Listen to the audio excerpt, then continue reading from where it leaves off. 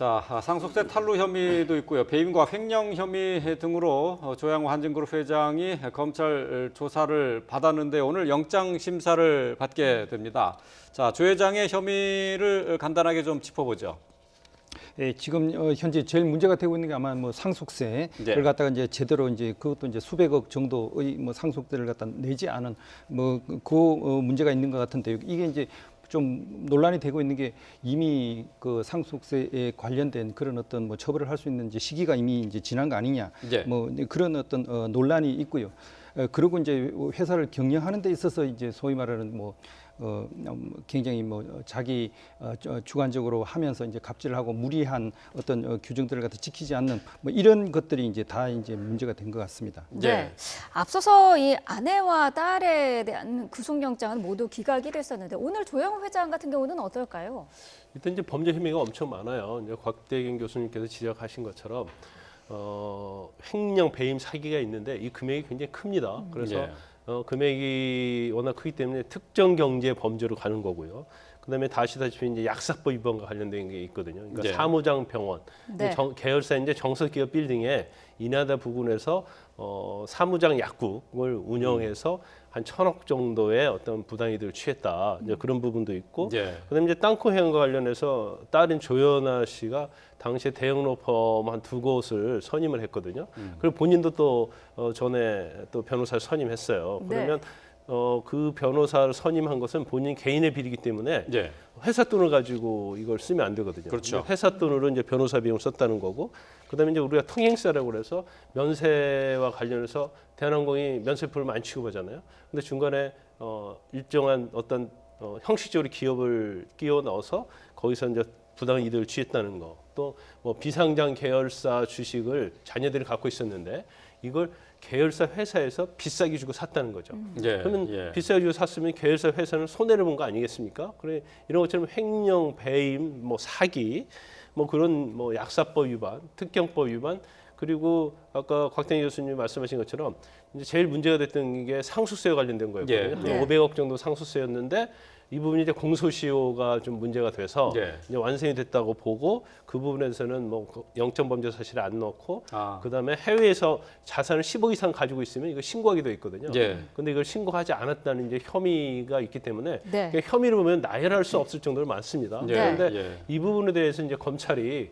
어느 정도 소명을 했느냐 범죄 혐의에 대해서 이제 그게 제일 관건이 될 것 같아요. 예. 그래서 그렇군요.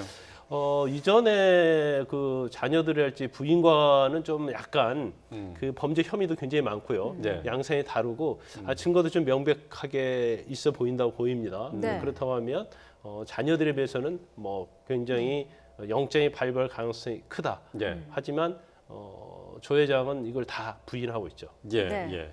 일단 뭐 부인과 자녀에 비해서는 영장 청구 가능성이 높다라고 영장 발부 가능성이. 예, 영장 발부 가능성이 높다라고 말씀하셨는데, 자 이제 어쨌든 그 영장 안에는 이제 상속세와 관련된 부분은 빠져 있다 이거죠. 네, 그렇습니다. 예. 자 그런데 이제 또 조양호 회장이 또 고발을 당했습니다. 아들 조원태 회장과 함께인데요. 대한항공 상표권을 계열사에 부당하게 이전을 해서 사익을 챙긴 혐의로 고발을 당했습니다. 자, 2013년에 이제 회사가 분할이 되면서 당시 상표권을 한진칼, 그러니까 지주 회사에 귀속을 시켰던 거죠. 그러면서 이제 대한항공이 매년 300억 원의 상표권 사용료를 이 한진칼에 지급하고 있다 하는 내용입니다. 자, 지주 회사가 되면서 대한항공이라는 사명을 사용하는 것에 대해서 돈을 그 로열티를 받은 거죠? 예, 그렇습니다. 예, 또 뭐 대한항공이 뭐 항공업계에서 우리나라 이제 국적 항공업체로서 굉장히 오랫동안 영업을 해왔고 많은 사람들에게 가장 한국의 대표적인 그런 항공사로 알려져 있지 않습니까? 그래서 네. 이제 그 브랜드 네임 뭐 이것이 굉장히 많은 사람들에게 인식돼 있고 그 나름대로 그 브랜드 가치가 상당히 높다. 예. 그걸 갖다 이제 상표권을 갖다가 이제 그 인정을 해주고 이제 있는 건데요. 이게 이제 지주 회사에서 그 상표권을 갖다 이제 가지고 있는데 이제 문제는 이 총수 일가가 그 한진칼 그 지주에서 지분의 98.95%를 갖고 있는 겁니다. 거의 네. 약 한 30% 가까운 그런 어떤 지분을 총수 일가가 가지고 있기 때문에 결국 지주회사로 이제 간 돈, 그게 직접적은 아니다 하더라도 결국은 그것이 이제 총수 일가 쪽의 이득으로 들어가는 것이 아니냐 하는 네. 그런 지적이 있는 겁니다. 예. 네. 지금 여기에 대해서 대한항공 측의 입장을 좀 보면은요, 적법한 절차에 따른 것이다라는 입장입니다. 자, 적법한 절차에 따른 상표권 사용료 지불을 사익 편취 또는 배임으로 주장하는 것은 어불성설이다라는 입장이고요. 지주회사인 한젠칸 매출이 특정인 이익으로 직결되는 건 아니다라는 입장입니다. 어떻습니까? 대한항공 측의 입장, 적법한 절차에 따른 겁니까? 어떻게 보십니까? 근데 우리나라가 지금 대기업들이 지주 회사를 만들죠. 네. 근데 지주 회사 자체는 어떤 뭐 생산하고 제조하고 뭐 하는 회사가 아니에요. 지주는 그야말로 계열사를 지분을 가지고 전체적인 계열사를 이제 통합하는 그런 회사라고 볼 수 있는 거거든요. 그래서 지금 한진칼 말고도 다른 대기업들도 이제 지주회사를 설립을 해요. 그렇죠. 그리고 계열사들의 이제 상표권 같은 걸 지주회사가 갖게 되고 계열사들은 그걸 상표권이랄지 이런 거에 대해서 어떤 그 사용료를 지불하는 형태로 취하고 있기 때문에 네. 이거 자체는 사실은 한진에 관한 문제만은 아니에요. 그러니까 전체적인 이제 지주사들 그렇게 된다고 볼 수 있고 그런데 여기에 지금 사실은 참여연대랄지 직원연대에서 고발한 취지는 일단 대한항공이 이제 그 상표가 코리아네어, 대한항공, 그다음에 네. 태극문야 이런 것들 아주 중요한 상표가 있거든요. 네. 그래서 이걸 자체를 이제 지주회사인 한진칼에다가 옮기고 예. 그러면 한진칼의 지분 자체를 조양호 일가가 갖고 있는 것이 한 29% 정도 됩니다. 그러면 이 상표권에 대해서 사실은 원래는 대한항공 거였는데 이걸 왜 한진칼에다 주느냐. 예. 그리고 매년에 한 300억 정도를 갖다가 왜 안 줘도 되는 돈을 한진칼에 주느냐는 거죠. 예, 그리고 한진칼에 대해서 조 회장 일가가 29%를 갖고 있기 때문에 이제 배당을 받을 거 아닙니까? 예.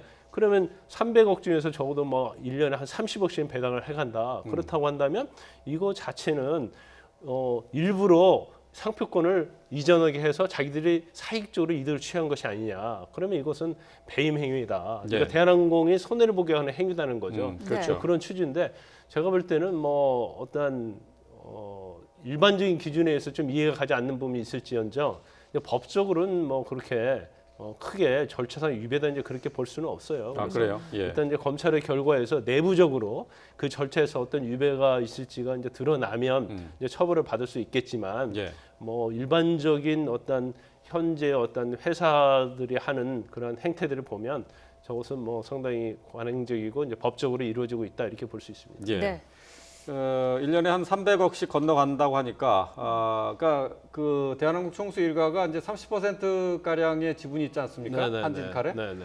그러면 1년에 한 100억씩 가져가는 건데요? 100억 가까이. 아니 그런데 이제 300을 가져오면 예. 300억에서 나눠 가는 게 아니죠. 그러니까 회사 전체로 매출과 수익을 해서 그 수익에서 이제 배당금을 정한단 말이에요. 아, 예. 근데 그 배당금을 정하면 거기에서 30%를 가져가기 때문에 뭐 지금 알려진 바에 의하면 한 30억 정도? 아, 뭐, 그래요? 예, 예. 뭐 그 정도에 가져가고 있다고 이렇게 주장을 하고 아, 있어요. 그렇군요. 그래서 예. 검찰 수사 결과가 나타나야지 알 수가 있습니다. 근데 말씀하신 것처럼 그 지주 회사가 이런 식의 이제 회사 이름을 가지고 하는 이름 장사를 하는 것이 대한항공만의 문제는 아니다라는 얘기죠. 그렇죠. 근데 이 부분에 대해서도 상당히 좀 문제가 많이 있어요. 왜냐하면 이제 다른 대기업 같은 경우에도 이제 상표권의 어떤 가치를 특정하기가 어려워요. 그러니까 감정을 한다는데 감정이 과연 맞냐 이거죠. 그러면 예를 들어서 지주 캐시카우 그러니까 돈을 많이 버는 회사가 상표권을 지주회사한테 이전을 하고 예. 뭐 상표권의 가치가 절대적으로 뭐 이걸 평가할 수 없거든요.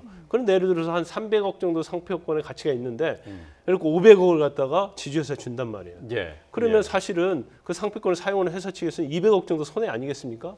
그래서 이런 부분이 사실 문제가 되고 있기 때문에 뭐 공정거래위원회랄지 정부에서는 이 부분을 좀 대책을 세우고 이제 법적인 측면 아니면 상표권의 감정에 관한 부분 기준 예. 이런 것들을 좀 명확하게 잘 정해야 한다고 봅니다. 그래서 네. 저는 이제 거기서 한번 봐야 될 게 의사 결정 과정입니다. 아. 그래서 이제 지주회사를 처음 이제 만들 때 지주회사를 적어도 이제 운영할 수 있는 여러 가지 이제 사업들이 뭐 있고 할 텐데요. 네. 그 대한항공에서 이제 가지고 있던 그 상표권 이걸 갖다 굳이 이제 그 지주회사로 주는 그런 과정들이 실제로 어떤 뭐 경영상의 여러 가지 적절한 합리적인 의사결정이나 여러 가지 사안들을 감안해 가지고 해가지고 결정을 한 건지 아니면 이제 뭐 총수 일가들이 그걸 갖다가 넘겨라 해가지고 이제 그것이 이제 일방적인 어떤 결정에 의해서 따라간 건지 뭐 그런 것들이 좀 밝혀지는 게 필요하다고 생각을 합니다. 네. 자, 회사 이름으로도 참 큰 돈을 많이 버네요. 예. 네.